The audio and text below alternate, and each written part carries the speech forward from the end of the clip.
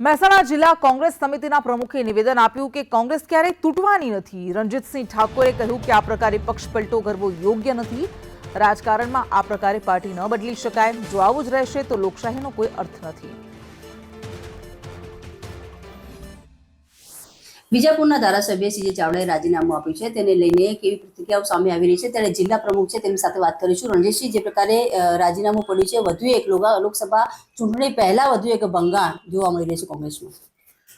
સવારે વહેલા ટીવીના માધ્યમથી જોયું કે એમને રાજીનામું ધારાસભ્ય પદેથી આપ્યું।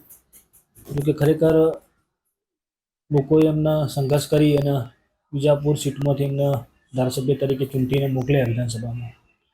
એમના પ્રજા જોડે પ્રજાના વિશ્વાસને ના તોડવો જોઈએ, આવું મારું માનવું છે। ચોક્કસ વારે વારે કોંગ્રેસમાં ભંગાણ પડે છે અને કંઈક ને કંઈક એવી મોટી લાલચ જેને લઈને તેઓ જતા રહે છે, તો લાલચમાં આવીને લોકો સાથે જે પ્રકારે વિશ્વાસઘાત થઈ રહ્યો છે, લોકોએ તેમને ચૂંટ્યા છે, ત્યારબાદ પણ આ પ્રકારે જ્યારે રાજીનામા તેમના પડતા હોય છે ત્યારે પાર્ટી હવે શું નિર્ણય લેશે? જો કે લાલચ રાજનીતિમાં ગમે તે વ્યક્તિઓ ગમે તે પાર્ટીઓ લાલચ બધાને આપતા જ હોય।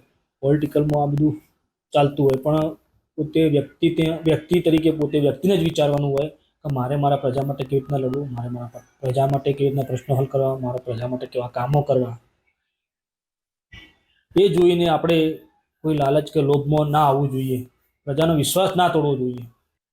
ચોક્કસ જે પ્રકારે સીજે ચાવડાનું રાજીનામું પડ્યું છે ત્યારબાદ જિલ્લા પ્રમુખ જે પ્રકારે પ્રતિક્રિયા સામે આવી છે તેમનું કહેવું છે કે પ્રજાના પ્રશ્નો જે છે તે હલ કરવા માટે તેમને જે પાર્ટીએ ચૂંટ્યા હોય છે અને લોકોએ પણ તેમને ચૂંટ્યા હોય છે, ત્યારે એવું વિશ્વાસઘાત જે છે તે પ્રજા સાથે ના કરવો જોઈએ અને આગામી સમયમાં બીજા ઘણા કાર્યકરો જે છે તે પણ જે છે તે કોંગ્રેસ છોડી જવાના છે તેવા પણ સમાચાર આવે છે। તેને લઈને અત્યારે હાલ કોંગ્રેસ ડેમેજ કંટ્રોલ કેવી રીતે કરશે તે એક મહત્વનો સવાલ ઉભો થયો છે।